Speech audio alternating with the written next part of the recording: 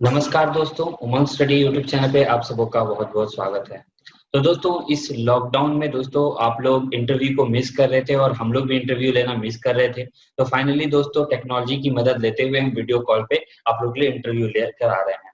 तो हमारे साथ मुलायम जी जुड़े हुए हैं, जो दोस्तों टेक्नीशियन के पोस्ट पे हैं सिग्नल डिपार्टमेंट में। तो दोस्तों वो अपना बताएँगे कि उनका क्या काम रहता है as a technician signal department में, किस तरह का जॉब होता है और किस तरह के चैलेंजेस होते हैं, क्या सीखने को मिलते हैं। और ये भी बताएँगे दोस्तों वो कि कैसे इस पोज़ीशन पे पहुँचे और कैसे प्रिपरेशन किए और आप लोग के लिए कुछ प्रिपरेशन टिप्स भी थे। तो सबसे पहले मुलायम जी आपका बहुत-बहुत वेलकम है और धन्यवाद। अपने बारे में थोड़ा-सा बताइए कि आप कहाँ पे हैं, क्या काम करते हैं, कैसा लगता है? थोड़ा-सा डिटेल बताइए। जी, धन्यवाद सर। मैं यहाँ अहमदाबाद में मतलब मेरा वेस्टर्न रेलवे का डिवीज़न है, अहमदाबाद ज़ोन मंडल। हुँ, हुँ। और मेरी इस समय पे पोस्टिंग जो है बीरमगाम रेलवे स्टेशन पर है हुँ, और मैं टेक्नीशियन एसएमटी सिग्नल डिपार्टमेंट में पोस्टेड हूँ। हुँ, टेक्नीशियन ग्रेड 3rd में इस समय मेरी अप्रेंटिस क्या है कि इसमें 1 साल का अप्रेंटिस होता है। अच्छा। तो इस समय मैं अप्रेंटिस पे के तौर पे यहाँ पे पोस्टेड हूँ। तो आप तो परमानेंट एम्प्लॉयी हो ना रेलवे के या बन जाओगे कुछ दिन में? हाँ सर, 1 साल की ट्रेनिंग के बाद उसी के तुरंत परमानेंट कर दिया जाता है। हमको प्रॉपर अपने पोस्ट पर रख हुँ, दिया जाता है। अच्छा। जी सर। तो कौन से ईयर में आपने जॉइनिंग की है? सर ये 18 का फॉर्म है, 19 में फॉर्म आया था, 18 में शायद फॉर्म आया था। एलपी वाला ना? LP technician? हाँ, एलपी टेक्नीशियन के साथ में जो आता है तो हुँ, और ये जॉइनिंग अभी 2 महीने लगभग अच्छा। 26 फरवरी को किए हुँ, थे हुँ। पिछला। और क्या-क्या थे आपके जो आपने आपने कौन से वेस्टर्न रेलवे से अप्लाई किया था? हाँ सर, हाँ सर। तो आप अपना बताइए कि मार्क्स वगैरह कितने आए थे? नॉर्मलाइज़्ड मार्क्स और रॉ मार्क्स कितने थे? सर मेरा 80.33 था, वही मेरा नॉर्मलाइज़ मार्क्स भी था। और रॉ मार्क्स भी था? हाँ, राम मॉक्स भी वही मेरा कट ऑफ 1 कितना था मार्क्स नहीं वेस्टर्न था। रेलवे का? कट ऑफ सर वैसे जनरल का 80 से थोड़ा-सा कहीं कम था और 78 से कहीं थोड़ा कम बीसी का रहा है। अच्छा, आपका कैटेगरी कौन-सा हुआ? सर कैटेगरी तो बीसी है मगर क्वालीफाई में जनरल के लिए भी था। अच्छा, मतलब जनरल के लिए भी थे ओबीसी के लिए। तो आपके मार्क्स तो जी। अच्छे खासे हैं मतलब 80 के अराउंड मार्क्स तो अच्छे रहते हैं। तो कैसे तैयारी की थी आपने थोड़ा बताइए? सर वो प्रिपरेशन बेसिकली क्या है कि मेरा 2016 में ग्रेजुएशन हुआ था हुँ, और फाइनली मैं प्रिपेयर्ड हो रहा था सीजीएल के लिए।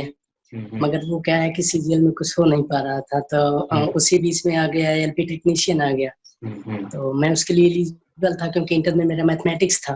हुँ, तो हुँ, उसको मैंने ट्राई किया और उसमें बहुत कुछ मुझे करना नहीं पड़ा क्योंकि बेसिक हुँ, प्रिपरेशन पहले से ही थी, जैसे मैथ और रीजनिंग।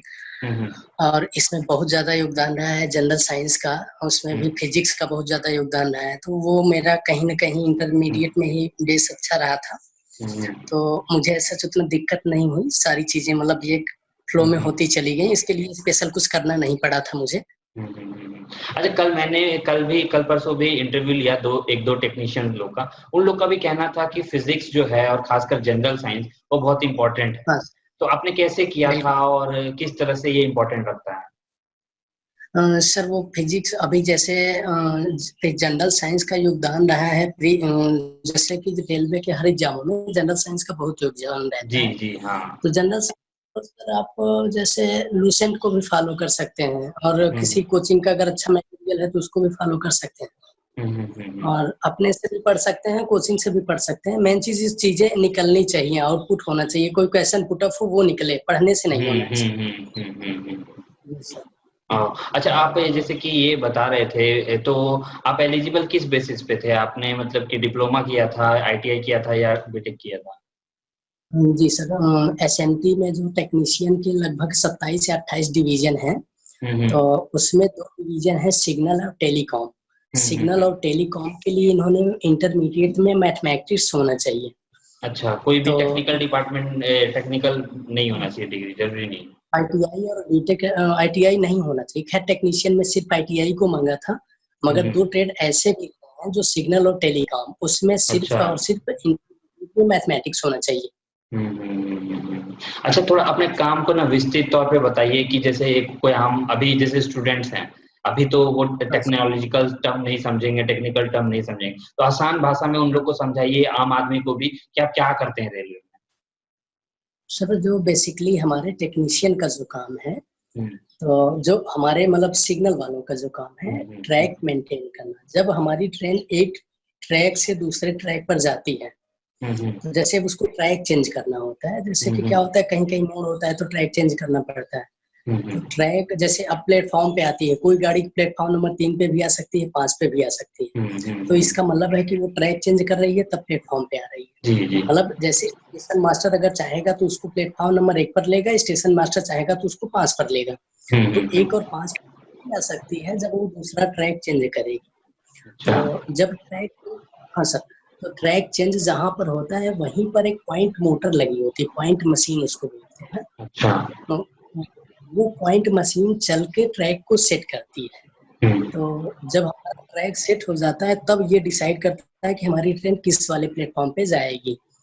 तो हाँ, बेसिकली हम लोगों का ये काम होता है वही पॉइंट मोटर मशीन को बनाना और उसको सेट करना और अच्छा अच्छे से ट्रैक को मेंटेन करना, मेरा ये काम होता है सर। अच्छा। तो ये आपका मेंटेनेंस का काम रहा, तो आप जो चेंज करते हैं, जो मोटर को ऑन या ऑफ करना रहता है, तो वो भी आप ही करते हैं? सर ये ऑन ऑफ स्टेशन मास्टर करता है अपने पैनल पे बैठ के स्विच के थ्रू। अच्छा अच्छा, स्विच के थ्रू। हमारा तो काम उसको बनाना है जैसे। तो आप ट्रैक पे रहते हैं या किसी ऑफिस में कमरे के अंदर बंद रहते हैं? सर हमारे डिपार्टमेंट की एक ऑफिस होती है, जनरली हम उसको मेंटेन करके सुबह में देख कर आके अपनी ऑफिस में बैठते हैं। बीच में हम्म। कोई प्रॉब्लम होती है, फेल्योर होता है तो हमें फिर वहीं जाना पड़ता है। जी जी जी, समझ गया। अच्छा। जनरली 1 घंटे का। हम्म। जनरली बोलिए। जनरली सर वो सुबह में सभी लोग जाके अपने सारे पॉइंटों को देखना, उसको तेल पानी करके आके ऑफिस में हम्म। बैठना होता है। वो बशर्ते नंबर जब वाइज फेल्योर लिखा हो, रहता है, वो बॉक्स में नंबर लिखा रहता है ना? पॉइंट नंबर पड़े होते हैं, कौन सा वाला पॉइंट फेल हो रहा है ये भी आपको पता होता है। जैसे बीच में ट्रबल होता है तो कौन सा नंबर वाला पॉइंट फेल हो रहा है और ये कहाँ पे होता है आपको पता होता है, आप पहुंच जाते हैं वहाँ पे, उसको बना के फिर वापस आ जाते हैं। तो इस काम को आप कैसे देख रहे हैं? मतलब आपको अच्छा लग रहा है, किस तरह चैलेंजिंग है?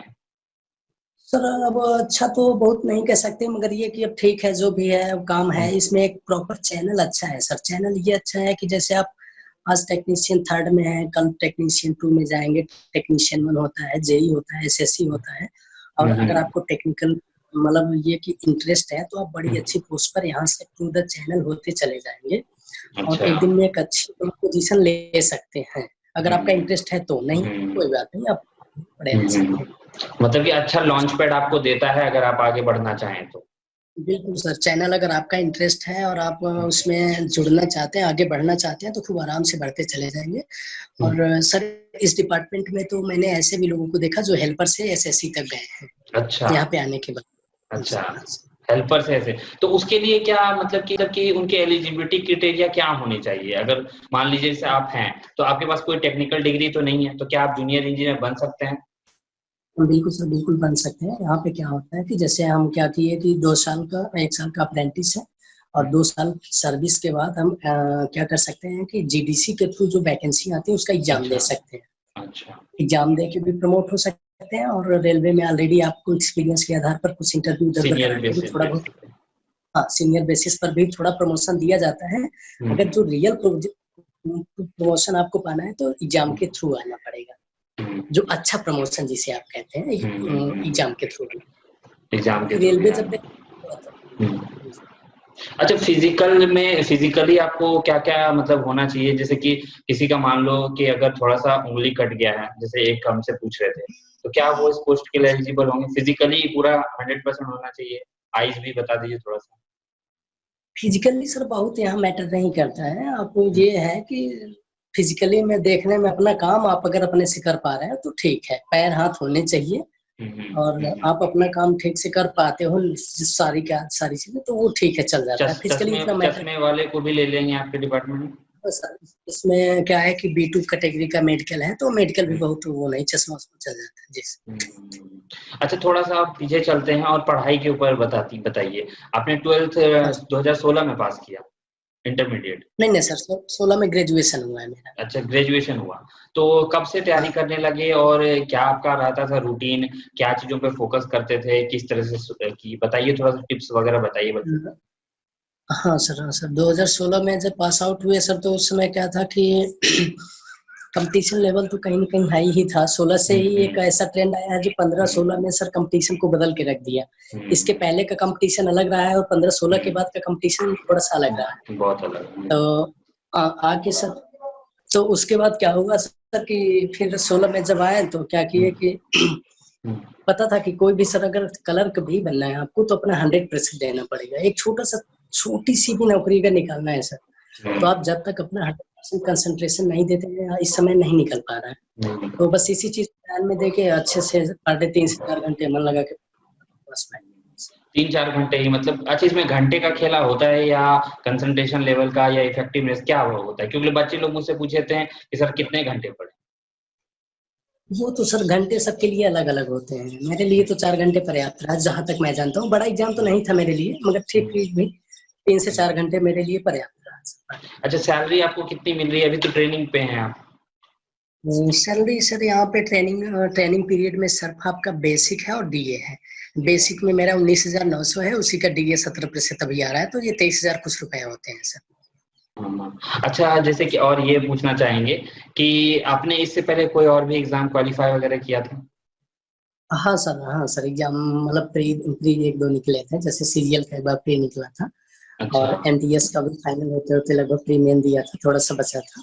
तो ऐसे ही 1-2 एग्जाम निकले थे इसके पहले, मगर फाइनल सिलेक्शन इसी में कन्वर्ट हो पाया। अच्छा, और अच्छा, अब जो स्टूडेंट कैंडिडेट्स तैयारी वगैरह कर रहे हैं, उनको आप बताइए कि कैसे वो फोकस रख के तैयारी कर सकें, क्योंकि आप भी समझ रहे हो, आपने भी काफी लंबा वेट किया जॉब के लिए, तो उसमें डीमोटिवेशन आपको ज़रूर आता होगा। तो किस तरह से मोटिवेट करते हुए आगे बढ़ते रहे और इतने सालों तक क्या पढ़ाई की? क्योंकि एक समय तो होता है ना कि पढ़ाई में लगभग आप सब पढ़ चुके होते हो। 2000 मुझे लगता है कि 2017 तक में आपने 2018 तक में सब पढ़ लिया होगा। उसके बाद आप क्या करते हैं? प्रैक्टिस करते रहते हैं, क्या करते हैं बताइए? सर प्रैक्टिस से ये क्या होता है, एक बार बेसिक आइडिया लिया जाता है हर एक सब्जेक्ट का, जैसे बेसिक चीजें क्या है, बेसिक नीड क्या है, और बेसिक उसका अगर पता हो जाता है तब प्रैक्टिस करने में मजा आता है। तो प्रैक्टिस से हम अपने आप को इम्प्रूव करते हैं। बाकी असली हमें क्या है कि हर एक सब्जेक्ट का बेसिक पहले उठाना है। बेसिक जब कंप्लीट हो जाता है तब प्रैक्टिस के थ्रू हम अपने नॉलेज को बढ़ा के और अच्छा से कर सकते हैं। बाकी तो ठीक है, जो पढ़ना है वही, और क्या, मन लगा के पढ़ें, अपना बेसिक कंप्लीट करें, प्रैक्टिस ज़्यादा से ज़्यादा करें, हर एग्जाम में अपना अच्छे से फोकस करें। तो यही है। अच्छा, और अभी आप फ्यूचर में एनटीपीसी वगैरह भरे हैं? हाँ सर, एनटीपीसी चल रहा है इस समय, एनटीपीसी की प्रिपरेशन भी चल रही है। अगर सब ठीक रहता है तो देखते हैं आगे। आपका ग्रेड पे कितना क्या है? 19,900 का है? 19,900। हाँ, 19,900। अच्छा, चलिए मुलायम जी, बहुत बहुत धन्यवाद, आपने समय दिया, और आपको ऑल द बेस्ट जितने भी एग्जामिनेशन आते हैं। इसी तरह से उमंग स्टडी के बारे में थोड़ा सा बता दीजिए, कब से फॉलो कर रहे हैं, क्या हेल्प मिला था आपको? हाँ सर, वैसे आपका एक अच्छा इनिशिएटिव है सर, उमंग स्टडी की ओर से लोगों से मिलना, लोगों को थोड़ा सा कहीं न कहीं मोटिवेट करना। तो मैंने भी आपके काफी वीडियो ऐसे देखे हैं सर, जो वैसे ही यूट्यूब पे चलते हुए। तो अच्छा लगता है सर, इनिशिएटिव कहीं न कहीं ठीक है, लोगों को हो सकता है थोड़ा सा प्रेरित कर सके।